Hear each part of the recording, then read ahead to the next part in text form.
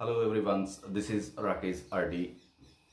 आपका स्वागत है आपके अपने चैनल एबी साइंस क्लासेस पर। ये आपका चैनल है, मैं आपकी सेवा में या आपकी किसी भी प्रकार की जो ज़रूरत है उसको, जो एजुकेशन से संबंधित है उसको थोड़ा सा मोटिवेट करने में या कुछ उसकी हेल्प करने में मैं हाजिर हूँ। अगर मुझसे किसी भी प्रकार की कोई त्रुटि होती है तो आप मुझे क्षमा करें, ये आपका बड़प्पन होगा। और आज हम जो जिस टॉपिक पर डिस्कशन करेंगे वो topic this is cortisol.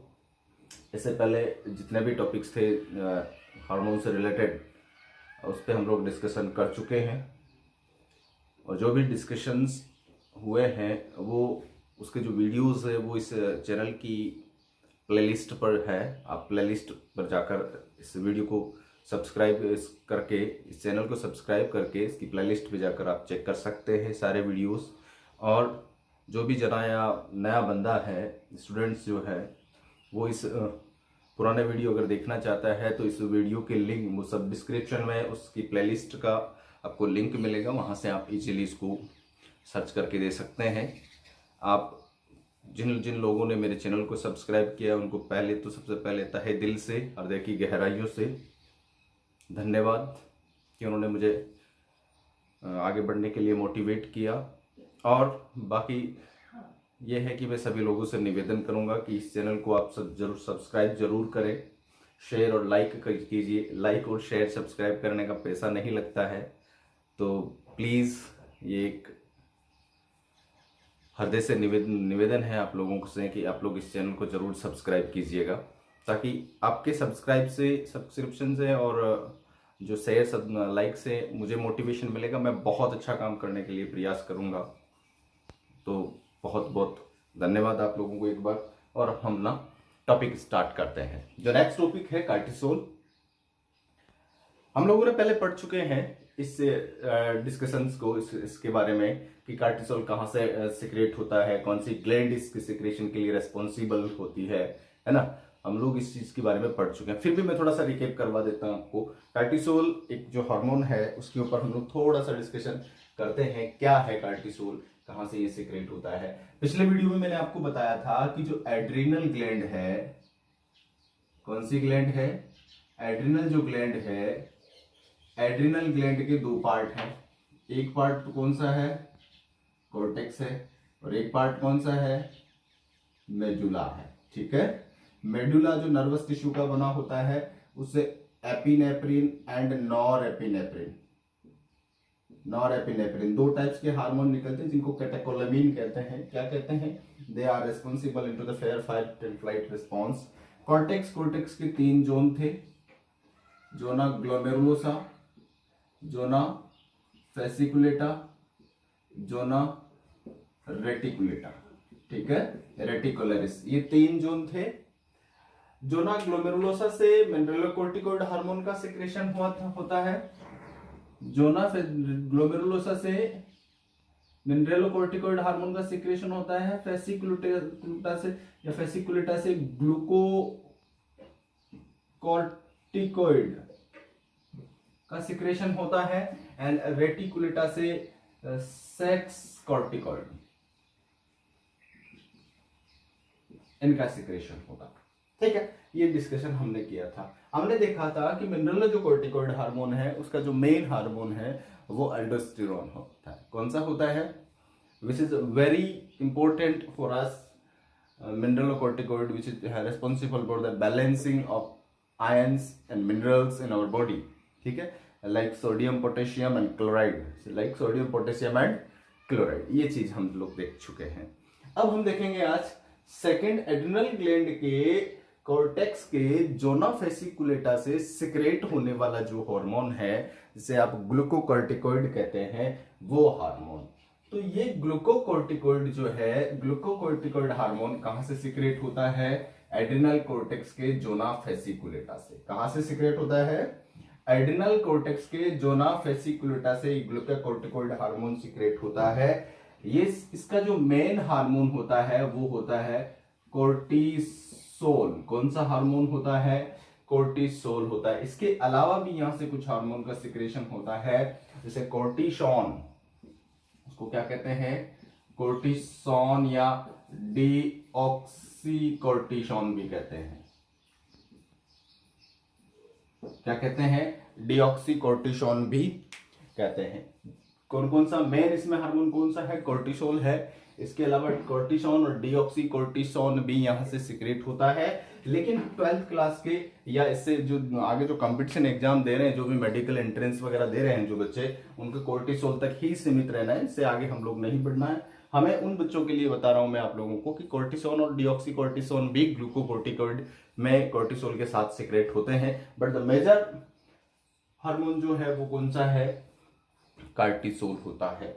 Cortisol को जीवन रक्षक हार्मोन, लाइफ सेविंग हार्मोन भी कहा जाता है। It is very important for our body, बहुत इंपॉर्टेंट होता है। और ये एग्जाम के पॉइंट ऑफ व्यू से भी बहुत ज्यादा इंपॉर्टेंट चैप्टर है, टॉपिक है, जो बहुत सारे क्वेश्चंस यहाँ से अराइज होते हैं, अलग अलग तरीके से घूम घूम के क्वेश्चंस आते हैं। तो बहुत इंपॉर्टेंट क्वेश्चन है। इस वीडियो को आप लास्ट तक वॉच करें, आप देखिए और सीखें।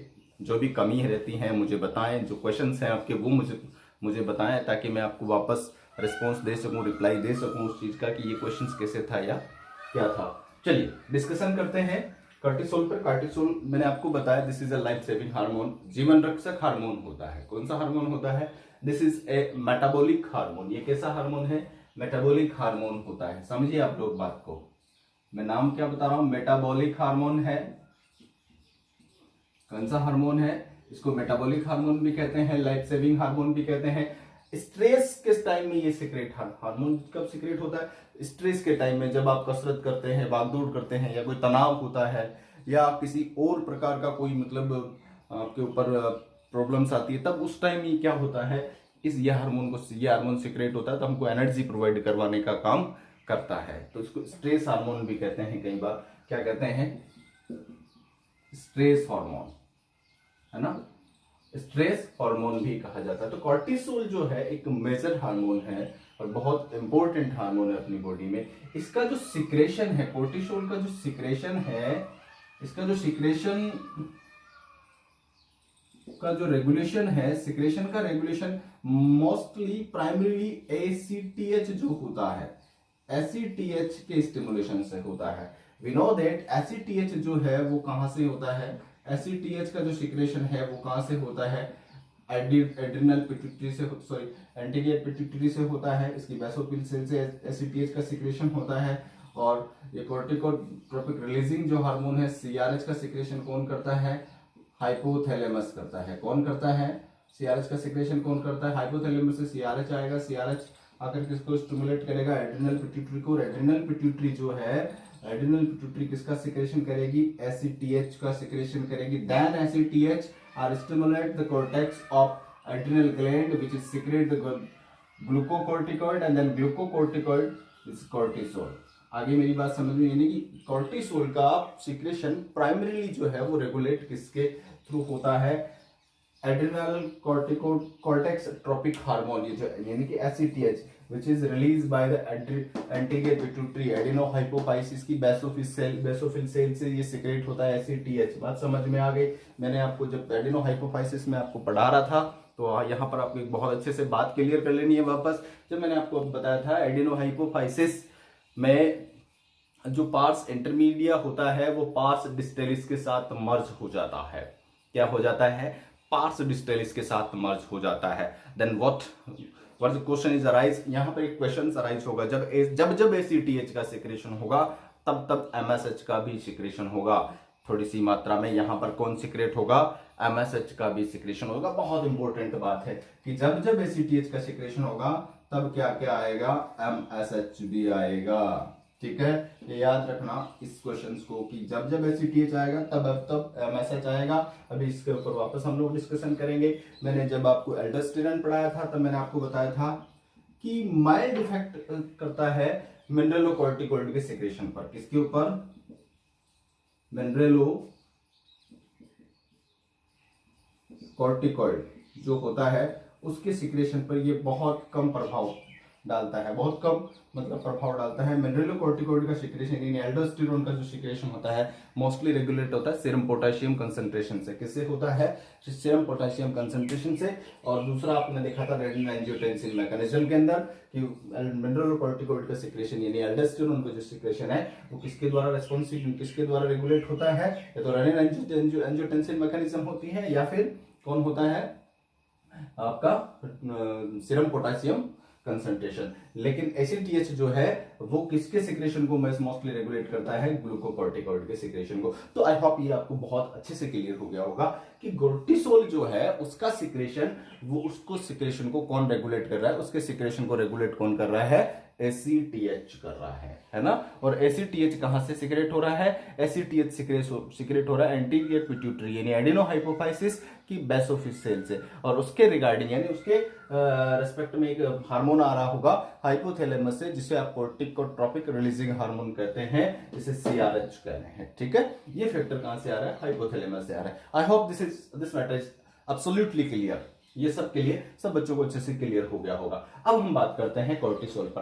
कोर्टिसोल एक जैसे मेटाबॉलिक हार्मोन है। कोर्टिसोल क्या है? मेटाबॉलिक हार्मोन है जो कि जोना वेसिकुलर से सिक्रेट होता है। इसके जो मेटाबॉलिक हार्मोन है इसका मतलब तो हम ये कहीं ना कहीं मेटाबॉलिक प्रोसेस के ऊपर कहीं ना कहीं ये अपना इफेक्ट दिखाता है। तो इसके देखते हैं कि इसका मेटाबॉलिक प्रोसेस पर क्या क्या इफेक्ट्स आते हैं, ये कैसे कैसे मेटाबॉलिक जितनी भी फंक्शंस है अपनी बॉडी के अंदर, जिसमें कैटाबॉलिज्म और एनाबॉलिज्म जो होते हैं उनको ये कैसे इफेक्ट करता है। तो देखिए बोर्ड पर कि कैसे ये मेटाबॉलिक प्रोसेस जो है उसको, या इसके मेटाबॉलिक फंक्शंस क्या है, उसके ऊपर हम लोग डिस्कस करते हैं। तो मेटाबॉलिक फंक्शन में हमने देखा है अब तक कि मेटाबॉलिक की जितनी भी एक्टिविटीज होती है उसके अंदर तीन चीज इन्वॉल्व होती है: carbohydrate metabolism, protein metabolism and fat metabolism. ठीक है, तो इसका सबसे पहला जो फंक्शन है वो देखिए कार्बोहाइड्रेट जो है मेटाबॉलिज्म पर कैसे ये इफेक्ट डालता है। अगर आप कार्बोहाइड्रेट मेटाबॉलिज्म पर कार्टिसोल का इफेक्ट देखेंगे तो इज वेरी इंपॉर्टेंट और बहुत बड़ा ब्रॉड इफेक्ट होता है इसका। पहला जो है इसका देखिए आप लोग, मैं यहां पे हेडिंग डाल देता हूं मेटाबॉलिक फंक्शन। ठीक है, इसके मेटाबॉलिक फंक्शंस क्या क्या है? नंबर 1 देखिए कार्बोहाइड्रेट। कार्बोहाइड्रेट के ऊपर इसका क्या मेटाबॉलिक फंक्शन होता है? ये क्या करता है? ग्लूकोकॉर्टिकॉइड हार्मोन क्या करता है कि ग्लूकोज जो लेवल है किसमें? ब्लड में ग्लूकोज के लेवल को क्या करता है? बढ़ाता है। ब्लड में ग्लूकोज के लेवल को क्या करता है? अगर आप ग्लूकोकॉर्टिकॉइड का कार्बोहाइड्रेट मेटाबॉलिज्म पर एनालिसिस करेंगे तब आप पाएंगे कि ये ब्लड में ग्लूकोज के लेवल को बढ़ाता है। अब ये बढ़ाता कैसे है? बढ़ाने के अलग अलग तरीके हैं इसके। इसलिए अलग अलग तरीके से ग्लूकोज का लेवल क्या करता है? एक तो पहला काम तो क्या है कि नेफ्रॉन से, कहां से? नेफ्रॉन से और इंटेस्टाइनल एपिथेलियल सेल से, वहां पर ग्लूकोज के एब्जॉर्प्शन को क्या कर देता है? इंक्रीज करता है। पहला तो ये कैसे इंक्रीज करेगा? देखिए आप लोग, जो नेफ्रॉन है, कहां? नेफ्रॉन एंड इंटेस्टाइन की जो एपिथेलियम है वहां पर क्या करेगा? ग्लूकोज का जो एब्जॉर्प्शन है क्या करेगा? इन दोनों पर ग्लूकोज का एब्जॉर्प्शन को क्या करेगा? इंक्रीज करेगा। ग्लूकोज का एब्जॉर्प्शन इंक्रीज कर देगा। ग्लूकोज का जब यहां से एब्जॉर्प्शन होगा तो ब्लड में ग्लूकोज का लेवल बढ़ेगा। पहली बात क्लियर हो गई। अगली बात देखिए आगे क्या करता है। आगे इसका ये तरीका है ग्लाइकोजिनोलाइसिस।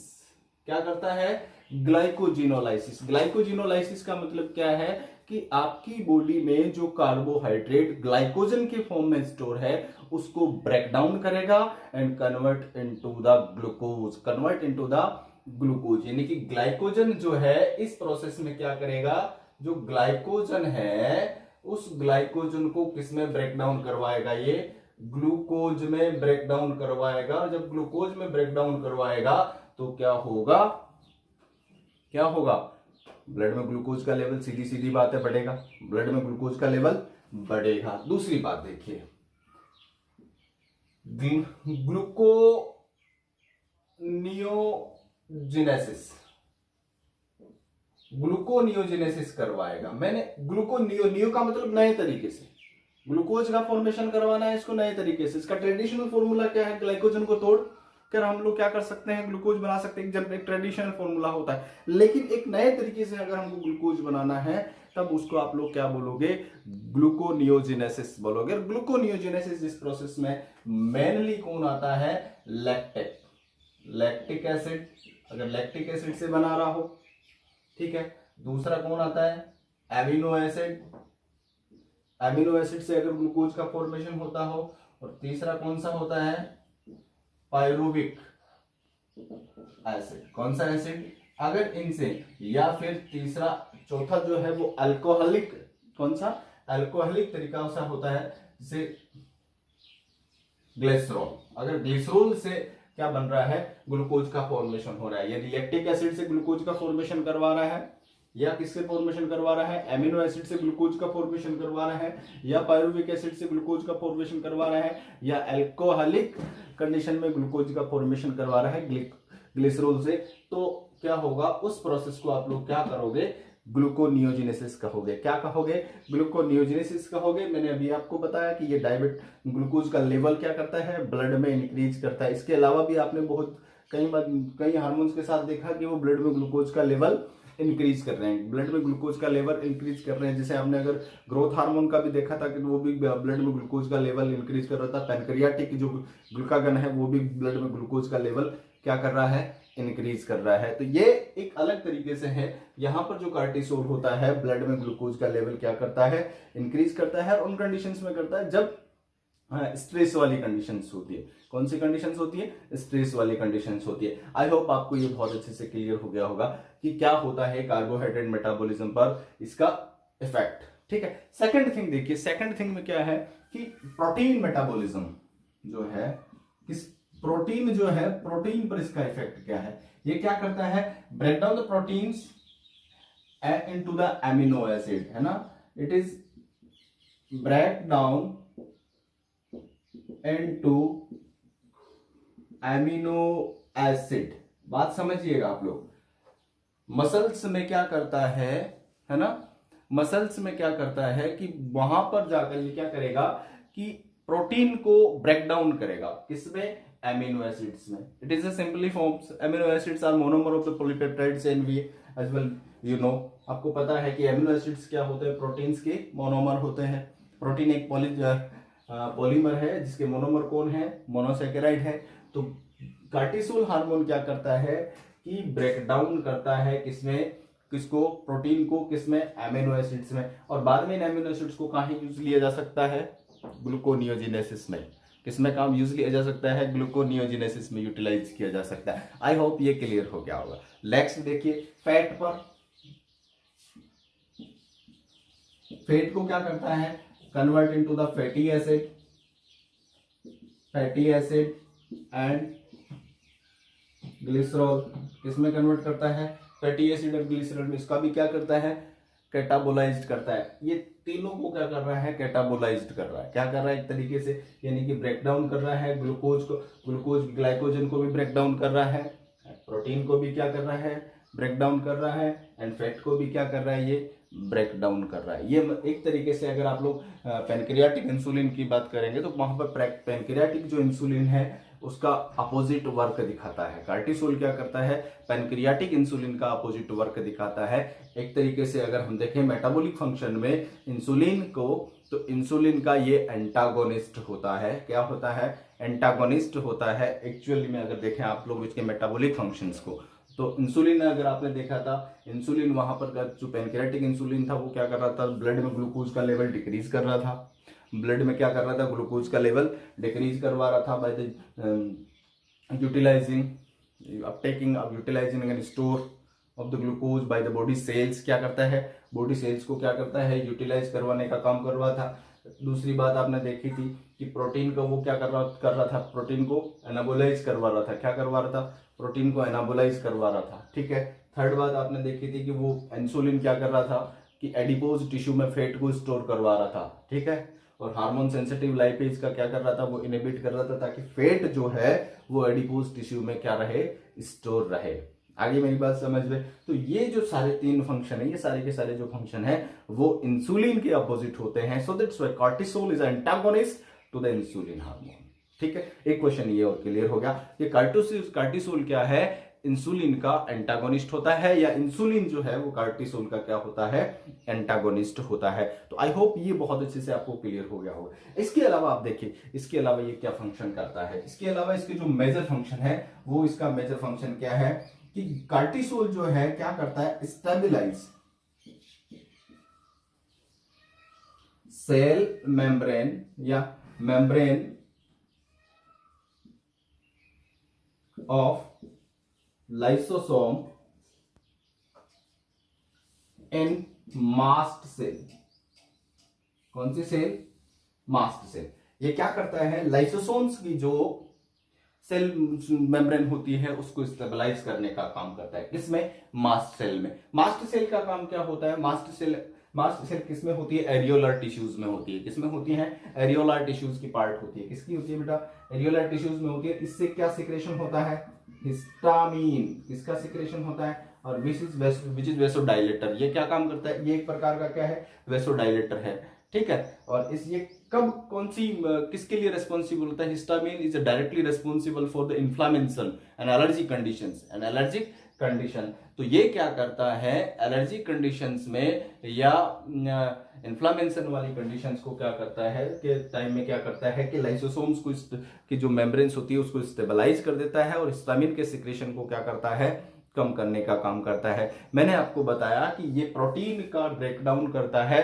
तो ये जो हमारी बॉडी के अंदर जो एंटीबॉडीज होती है which are made by the immunoglobulin, किसके द्वारा? इम्यूनोग्लोबिन की बनी होती है। Immunoglobin is a proteins. ठीक है, जब आप प्लाज्मा प्रोटीन पढ़ेंगे तब आपको वहां पर 3-4 प्रकार की प्रोटीन देखने को मिलेगी, जिसे एल्बुमिन कहते हैं, ग्लोबुलिन कहते हैं, थ्रोम्बिन, फाइब्रिन, ये जो 4 प्रोटीन्स है उसके अंदर जो आपने देखी थी ग्लोबुलिन में आप 3 टाइप्स पढ़ेंगे, अल्फा, बीटा और गामा ग्लोबुलिन्स। और जो रिस्पॉन्सिबल किसके लिए होती है? आपकी एंटीबॉडीज के फॉर्मेशन के लिए। जब ये प्रोटीन का ब्रेकडाउन कर सकता है तो क्या कर सकता है, इम्यूनोग्लोबिन प्रोटीन को भी क्या कर सकता है, ब्रेकडाउन कर सकता है। सो दैट्स व्हाई कार्टिसोल जो है वो क्या है, कार्टिसोल्स क्या करता है, आपका जो इम्यून सिस्टम होता है या इम्यून जो होता है, इम्यून पावर होता है, दबाता है या इनहिबिट करता है। इसलिए हम लोग क्या करते हैं, जब ऑर्गन डोनेशन जहां पर होता है तो वहां पर कार्टिसोल एक क्या करता है, प्रतिरक्षा संदमक की तरह, किसकी तरह? प्रतिरक्षा संदम या इम्यून सप्रेशर की तरह यूटिलाइज किया जाता है। कार्टिसोल का एक बहुत अच्छा फंक्शन है ये कि ऑर्गन डोनेशन के समय क्या करते हैं, इम्यून सप्रेशर की तरह भी इसका यूज किया जाता है। क्यों किया जाता है मैंने आपको बताया, क्योंकि ये प्रोटीन का क्या करता है, कैटाबोलाइज करता है, इसको ब्रेक डाउन करता है किसमें, अमीनो एसिड्स में, और बॉडी की सेल्स को इसको यूज करने से रोकता है। क्या करता है, मसल्स वगैरह के अंदर।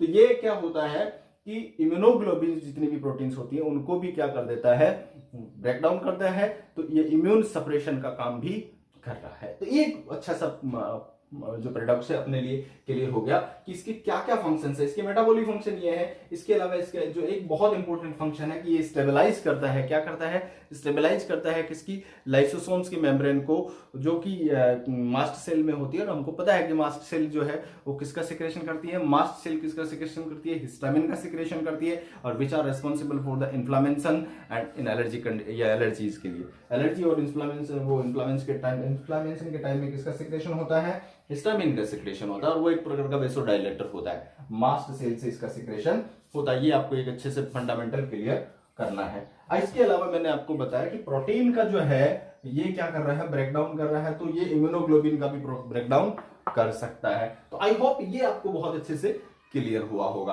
अब देखते हैं कि कार्टिसोल्स की एब्नॉर्मलिटीज क्या क्या है। अगर कार्टिसोल एक्सिस में सिक्रेट होता है, तो अब हम देखते हैं कार्टिसोल्स की हाइपर सिक्रेशन और हाइपो सिक्रेशन से क्या क्या प्रॉब्लम्स होती हैं। तो हमने देखा कि इसके जो मेटाबॉलिक फंक्शन है ये वाले हैं। इसके बाद में इसके हाइपर सिक्रेशन और हाइपो सिक्रेशन से, अगर कोर्टिसोल बॉडी में ज्यादा मात्रा में सिक्रेट होगा या अतिस्राव होगा या हाइपर सिक्रेशन होगा कोर्टिसोल का, तो क्या होगा। देखिए आप लोग, देखिए बोर्ड पर कैसे, मतलब कोर्टिसोल्स कैसे मतलब एब्नॉर्मल कंडीशंस में प्रॉब्लम करता है अपनी बॉडी के अंदर। अगर कोर्टिसोल का बॉडी में हाइपर सिक्रेशन हो गया, कोर्टिसोल क्या हो गया, हाइपर हो गया, मतलब कोर्टिसोल का जो लेवल है वो बढ़ गया, कोर्टिसोल का जो लेवल है बॉडी में बढ़ जाएगा। तो हाइपर सिक्रेशन से जनरली जो एक डिजीज होती है जिसे हम लोग जनरली क्या कहते हैं, कुशिंग सिंड्रोम कहते हैं। क्या कहते हैं? Cushing syndrome. इसके हाइपर सिक्रेशन से एक सिंड्रोम होता है कुशिंग सिंड्रोम। कौन सा सिंड्रोम होता है? कुशिंग सिंड्रोम होता है। एक्चुअली होता क्या है कुशिंग सिंड्रोम में? देखिए आप लोग, अगर कोर्टिसोल ब्लड में ज्यादा आएगा या कोर्टिसोल का एड्रिनल कॉर्टेक्स से ज्यादा सिक्रेशन होगा तो क्या होगा कि जो ब्लड ग्लूकोज है, ब्लड ग्लूकोज का लेवल क्या होगा? इंक्रीज होगा। ब्लड ग्लूकोज का लेवल क्या होगा? पहला काम तो क्या करेगा कि ये क्या करेगा, ग्लाइकोजन या ग्लूकोनियोजिनेसिस को बढ़ा देगा। इसकी वजह से ब्लड का ग्लूकोज लेवल जो है वो बढ़ जाएगा। क्या हो जाएगा? बढ़ जाएगा। दूसरा मैंने इसका मेटाबॉलिक फंक्शन आपको बताया था कि प्रोटीन का क्या करता है, प्रोटियोलाइसिस करवाता है और breakdown into the amino acid क्या करवाता है। अगर ब्लड का प्रोटीन का ये प्रोटियोलाइसिस करवाएगा तो उससे क्या होगा कि जो मसल है, मसल्स क्या होगी? वीकनेस आएगी। मसल में क्या आएगी? वीकनेस आएगी। ठीक है, मसल में वीकनेस आएगी, पर्पलिस स्ट्रॉइज आ जाएंगे। क्या हो जाएंगे? पर्पलिस स्ट्रॉइज आएंगे। ठीक है, मसल वीकनेस हो जाएगी, पर्पलिस स्ट्रॉइज हो जाएंगे। एक इसका मैंने आपको क्या काम बताया था? मैंने आपको बताया था कि फेट मेटाबोलाइज या फेट का हाइड्रोलाइज करवाता है। फैटी एसिड एंड उसमें ये क्या करता है? ग्लिसरॉल में डिपोजिट करता है। इसके अलावा ये फेट को रीअरेंज करने का भी काम करता है। मोस्टली फेट जो होती है वो क्या कहाँ डिपोजिट होती है? आपके एब्डोमिनल रीजन में होती है। तो ये यहाँ से क्या करता है? रीअरेंज करता है और आपके यहाँ पे थोरेसिक पार्ट में यानी डोर्सल साइड में एंड मून के ऊपर, कहाँ पर? यहाँ वाले हिस्से के ऊपर क्या करता है? फेट का वापस डिपोजिशन करवाता है, जिससे चेहरा गोल सा हो जाता है। इसकी वजह से मून फेस। कौन सा फेस? मून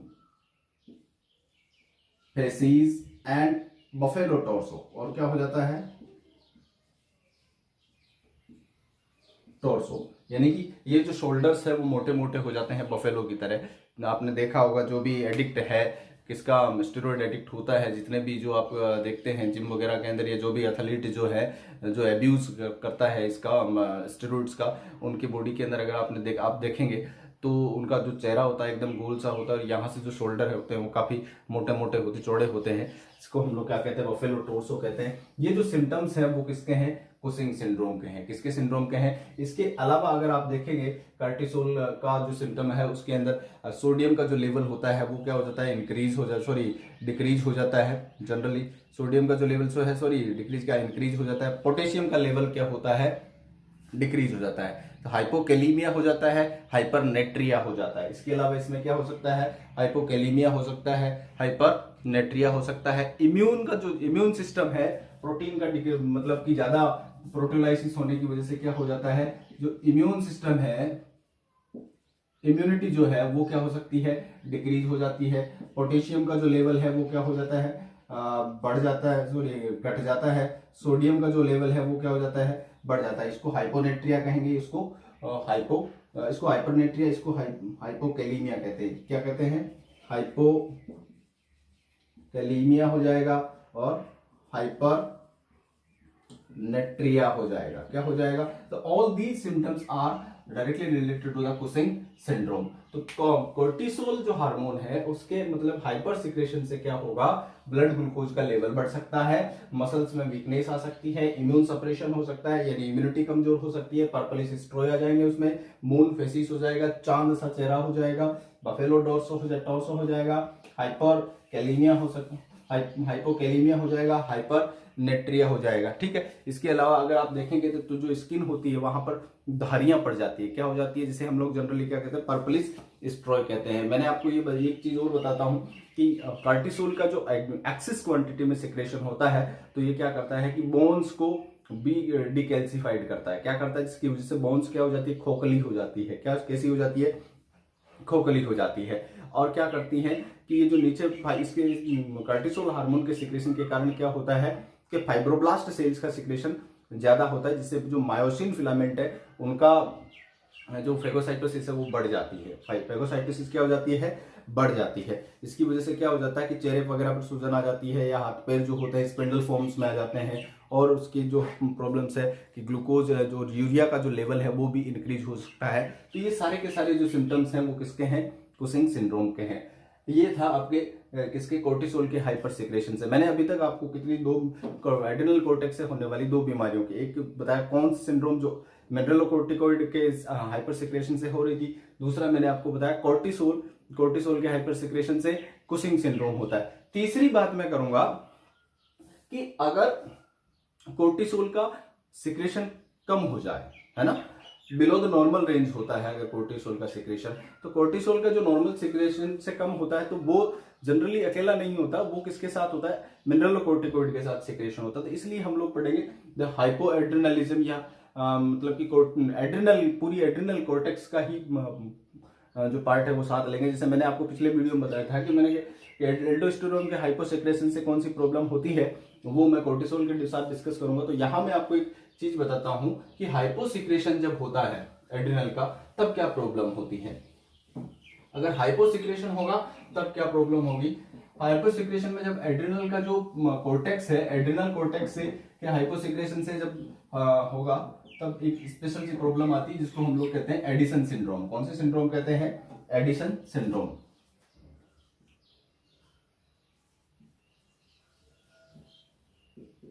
कोर्टेक्स के किससे, हाइपोसिक्रेशन से। हाइपोसिक्रेशन में एक तो कौन आएगा, एल्डोस्टेरोन आएगा, एक कौन होगा, कोर्टिसोल होगा, ठीक है। एल्डोस्टेरोन के हाइपोसिक्रेशन से क्या होगा, हाइपरकैलेमिया हो जाएगा। क्या हो जाएगा, हाइपरकैलेमिया।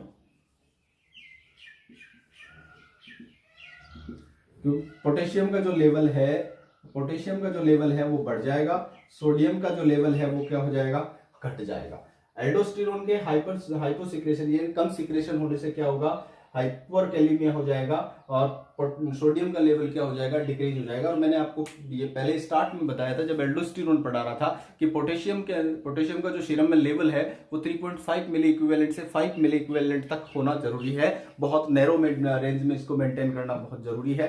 अगर ये कंडीशन हो जाती है तो कार्डियक अरेस्ट हो सकता है। अगर 5 मिली इक्विवेलेंट से इसकी क्वांटिटी ज्यादा हो जाती है तो कार्डियक अरेस्ट आ सकता है। क्या आ सकता है, कार्डियक अरेस्ट हो सकता है। तो यहां पर ये एक बहुत बड़ी मेजर प्रॉब्लम होती है। एक चीज देखिए, कोर्टिसोल का हाइपोसिक्रेशन होगा तब क्या हो सकता है कि ग्लूकोज का जो लेवल है ब्लड में उसको मेंटेन करना थोड़ा सा मुश्किल हो जाएगा। ग्लूकोज का जो लेवल है वो क्या हो जाएगा, मेंटेन करना मुश्किल हो जाएगा कोर्टिसोल के हाइपोसिक्रेशन से। यहां पर कोई ज्यादा इतनी बड़ी मेजर प्रॉब्लम नहीं होती, लेकिन एल्डोस्टेरोन जो होता है वो बहुत इंपॉर्टेंट होता है। मैंने आपको जब शुरुआत में एल्डोस्टेरोन पढ़ा रहा था कि अगर एक्यूट लाइफ सेविंग की अगर अपन बात करें तो वहां पर एल्डोस्टेरोन बहुत ज्यादा रेस्पॉन्सिबल होता है ये डेथ के लिए। अगर एल्डोस्टेरोन का सिक्रेशन कम हो गया तो वो कोर्टिसोल से ज्यादा घातक होगा। कोर्टिसोल से क्या होगा, ज्यादा घातक होगा, वो मौत के लिए बहुत जल्दी जिम्मेदार होगा, बहुत जल्दी मौत हो सकती है इसके कारण, इसके कमी के कारण। तो ये एक बहुत इंपॉर्टेंट हार्मोन है एल्डोस्टेरोन। यहां पर एक चीज देखिए, हमने बताया था कि जो हाइपोथैलेमस है, हाइपोथैलेमस से सीआरएच का सिक्रेशन होता है और सीआरएच जो है, सीआरएच से क्या होता है कि एड्रिनल जो पिट्यूटरी है, एड्रिनल पिट्यूटरी से एसीटीएच का सिक्रेशन होता है। देन एसीटीएच जो है वो एड्रिनल कोर्टेक्स पर आकर किसका सिक्रेशन करवाता है, कोर्टिसोल का, और किसका सिक्रेशन करवाता है, इसका एल्डोस्टेरोन का। यहां पर जो रोटेट लाइन है इसका मतलब मैंने आपको बताया कि एसीटीएच जो है बहुत माइल्ड इफेक्ट करेगा, बहुत ही कम प्रभाव डालता है एल्डोस्टेरोन के सिक्रेशन पर। इसका मेनली इफेक्ट किसके ऊपर होता है, कोर्टिसोल पर। अगर इन दोनों का ब्लड में लेवल कम हो जाता है, सिक्रेशन कम हो जाता है, तो एक नेगेटिव फीडबैक के द्वारा क्या होगा, एसीटीएच का लेवल बढ़ जाएगा। किसका लेवल बढ़ जाएगा, एसीटीएच का लेवल बढ़ जाएगा। और जब मैंने आपको शुरुआत में बताया कि तब जब एसीटीएच का सिक्रेशन होगा तब एमएसएच का सिक्रेशन होगा। किसका सिक्रेशन होगा, एमएसएच का सिक्रेशन होगा। तो एमएसएच का सिक्रेशन होने से क्या होगा कि बॉडी के अंदर ब्रॉन्ज पिगमेंटेशन हो जाएंगे।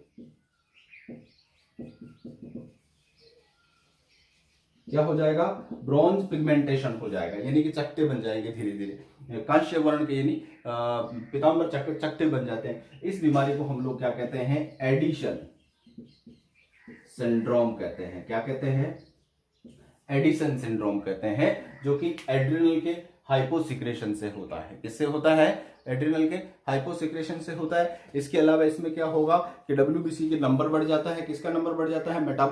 मेटाबॉलिज्म का जो लेवल होता है वो घट जाता है, डिक्रीज हो जाता है, और जो पेशेंट होता है उसको वोमिटिंग और डिसेंट्री भी होना स्टार्ट हो जाती है एडिशन सिंड्रोम के अंदर। तो ये एबनॉर्मलिटीज थी। हमने एड्रिनल कोर्टेक्स की कितनी बीमारियां देखी? कौन सिंड्रोम देखा? कोसिंग सिंड्रोम देखा, एंड ये कौन सी प्रॉब्लम देखी? एक एडिशन सिंड्रोम देखी। तो एड्रिनल से होने वाले, एड्रिनल कोर्टेक्स से होने रिलेटेड हमने 3 बीमारियों के बारे में डिस्कस कर लिया है। 3 बीमारियां एड्रिनल सिंड्रोम, एड्रिनल कोर्टेक्स के कारण हो सकती है। अब मैं थोड़ा सा डिस्कशन करूंगा जो रेटिकुलेटा है वहां से सिक्रेट होने वाले सेक्स कोर्टिकोइड के बारे में। किसके बारे में? मैं ओरली आपको बता रहा हूं। जोना रेटिकुलेटा से सेक्स कोर्टिकोइड हार्मोन का सिक्रेशन होता है, जहां पर मेनली DHE डाइहाइड्रो एपी एंड्रोजन जो होता है, जिसे मेल एंड्रोजन कहते हैं, वहां पर सिक्रेट होता है। ठीक है, वो मेनली सिक्रेट होता है। तो अगर मेल के अंदर अगर हम देखें मेल एंड्रोजन की अगर बात करें तो मेल एंड्रोजन के अंदर उसकी एक्सेस क्वांटिटी में अगर सिक्रेट होता तो ज्यादा कोई इफेक्ट नहीं आएगा। लेकिन अगर फीमेल में मेल एंड्रोजन का सिक्रेशन ज्यादा हो जाता है तो क्या होगा, उसमें मेल वाले कुछ कैरेक्टर्स डेवलप हो जाते हैं, जैसे मुस्टेक, बियर्ड वगैरह, यानी कि दाढ़ी मूंछ का आ जाना, वो फीमेल में हो जाता है, जिसे वेरेलिज्म कहते हैं। एक चौथी बीमारी है जो फीमेल के अंदर होती है, क्लाइटोरिस का साइज बढ़ जाता है। ठीक है, वो इसके कारण होता है। किसके वजह से होता है? मेल एंड्रोजन, जो कि पिट्यूटरी के जोना रेटिकुलेटा के जोना रेटिकुलेटा से सिक्रेट होने वाला जो हार्मोन है, जो DHEA कहलाता है, जनरली डाइहाइड्रो एपी एंड्रोजेंस कहते हैं, जो एक प्रकार का क्या है, मेल एंड्रोजन है। और मैंने आपको बताया कि मेल में इसका अगर ज्यादा सिक्रेशन होता है तो कोई ज्यादा इफेक्ट नहीं आता। अगर फीमेल में होता है तब एक नई प्रॉब्लम्स आ जाती है, जिसे वेरेलिज्म कहते हैं, जिसमें मिस्टेक, बियर्ड्स, यानी कि मेल्स जो सेकेंडरी सेक्सुअल कैरेक्टर्स है वो फीमेल में डेवलप होना स्टार्ट हो जाते हैं। कुछ टेक्स्ट बुक्स लिखती है कि अगर फीमेल जैसे एस्ट्रोजन और प्रोजेस्टेरोन का अगर सिक्रेशन ज्यादा हो जाता है मेल में तो गायनेकोमेस्टिया हो सकता है, बट इतना ज्यादा इफेक्ट नहीं होता है, क्योंकि इतना ज्यादा सिक्रेशन एस्ट्रोजन और प्रोजेस्टेरोन का एड्रिनल कोर्टेक्स से होता नहीं है। तो मेनली जो होता है वो मेल एंड्रोजन ही सिक्रेट होता है, और फीमेल के अंदर सेकेंडरी सेक्सुअल कैरेक्टर डेवलप करवाने के लिए रेस्पॉन्सिबल होता है, जिसे हम लोग वेरेलिज्म कहते हैं। तो आई होप आपको ये जो वीडियो है बहुत अच्छे से क्लियर हुआ होगा। तो प्लीज इसको शेयर और सब्सक्राइब कीजिए। थैंक यू, धन्यवाद।